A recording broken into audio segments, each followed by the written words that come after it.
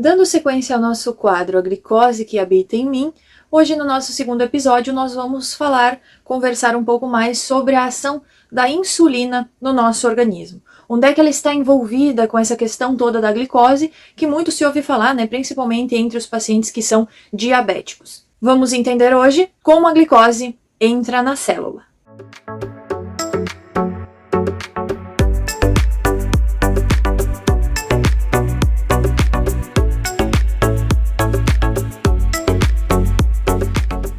E aí pessoal, eu sou a Vivi, sou biomédica, mestre em Fisiologia Humana e doutoranda em Naturopatia, e é um prazer estar novamente aqui gravando mais um episódio desse quadro A Glicose que Habita em Mim. Eu espero que vocês tenham gostado do vídeo anterior. Se você caiu nesse vídeo de paraquedas e não assistiu o primeiro vídeo, tá? O link dele tá aqui na descrição. Eu aconselho primeiro assistir ele para depois assistir este vídeo aqui, para que assim você consiga entender e crie uma linha de pensamento que fique mais fácil a compreensão, tá? E para você que já assistiu o primeiro, então vamos dar início a esse vídeo, Sem mais delongas, vamos entender o que tem a ver a insulina com essa questão de glicose. Bom, como eu já falei, a glicose ela é utilizada por todas as células do nosso organismo para a produção de energia. Até aí, acredito que vocês tenham entendido, E com o pâncreas isso não é diferente. E o que nós temos lá no pâncreas? Nós temos várias células, O pâncreas, para começo de história, ele é dividido entre células endócrinas, que formam o pâncreas endócrino, e o pâncreas exócrino. Então, no endócrino, nós vamos ter a liberação de hormônios, e no exócrino, nós vamos ter liberação de substâncias, de secreções para a digestão, tá? São duas porções de pâncreas diferentes, Então hoje nós vamos focar no pâncreas endócrino. E no pâncreas endócrino nós vamos ter várias células, Várias não, modo de falar, mas nós temos 4 tipos de células. Nós temos as células beta-pancreáticas, que vão ser as células responsáveis pela síntese e secreção, que é a liberação da insulina. Nós vamos ter as células alfa-pancreáticas, que são aquelas que vão liberar o glucagon, que também é um hormônio que eu já gravei vídeo aqui no canal, Até vou deixar também o link na descrição para vocês posteriormente assistirem, fiquem bem à vontade, ele tá bem interessante também, que é o hormônio liberado no estado de jejum, tá?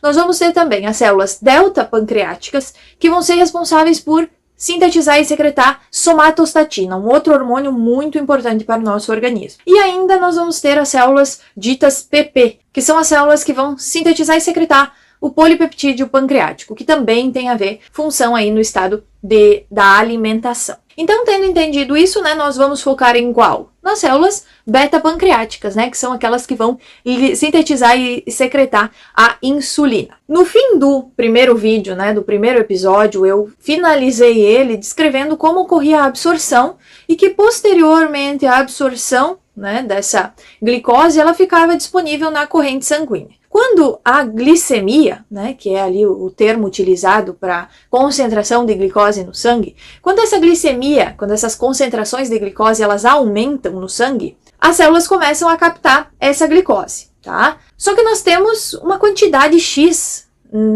fisiológica de receptores GLUT, de transportadores GLUT, nas células, de todo o nosso organismo. E lá no pâncreas, que vai ser a primeira região aí que vai, uma das primeiras regiões que vai ter o contato aí com a glicose disponível, vai notar que houve esse aumento na concentração de glicose, porque ele também, essas células beta-pancreáticas também possuem o transportador GLUT2 na sua membrana. E isso vai fazer com que ela capte essas moléculas de glicose, esses monossacarídeos de glicose, e aí essa célula vai começar a entender que, tem muito monossacarídeo de glicose disponível. E com um processo bioquímico, uma metabolização dessa glicose dentro dessa célula beta-pancreática, ela vai liberar a insulina que está presa em vesículas dentro dessa célula beta-pancreática. Quando ela libera, da sua membrana, essa insulina vai cair na corrente sanguínea e vai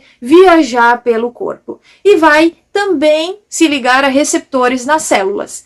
Quando ela faz isso, ela vai aumentar o número de receptores nas células do organismo. Principalmente aonde? músculo esquelético e tecido adiposo. Então essa é a região que mais vai ter essa ação da insulina, né? A insulina vai se ligar aos receptores de insulina nessas células, vai fazer com que essa célula entenda que, opa, temos insulina disponível, vamos aumentar a quantidade de transportadores GLUT porque está vindo mais glicose. E assim a célula vai conseguir captar, né, absorver mais glicose para si. Obviamente, a musculatura esquelética ela tem um gasto, porque até eu mesma fazendo esses movimentos com os braços aqui, dialogando com vocês, eu estou gastando energia. Para movimentar, para fazer todo esse movimento, eu estou gastando energia da minha musculatura. Então, ela precisa ter, né, captar, a posterior a essa alimentação, captar mais quantidade de glicose.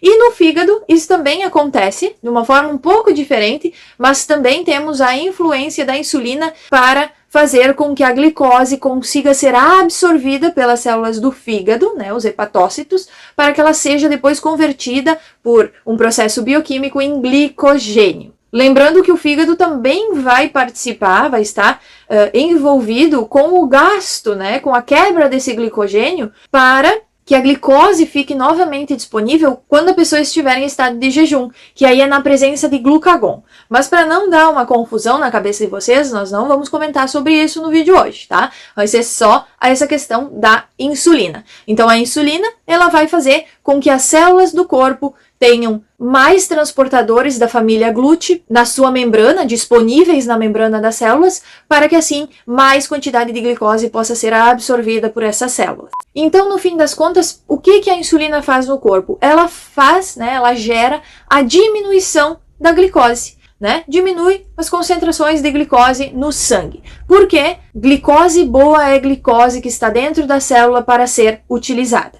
Glicose que fica circulando no sangue e não vai para lugar nenhum, ela pode se acumular e acabar gerando inflamações, porque ela não deve estar no sangue, na corrente sanguínea, né? Claro que nós temos esse controle entre insulina e glucagon para deixar aí sempre numa glicemia média, né? Num nível considerado normal de glicemia para a sobrevivência, mas não pode ter muito a mais nem muito a menos, né? Sempre fica nessa tentativa de equilíbrio do corpo, por causa desses dois hormônios muito importantes. Bom, e como ocorre a formação da energia? A formação da energia, né, essa glicose que entra na célula, ela vai viajar até a mitocôndria, que é uma organela presente na célula.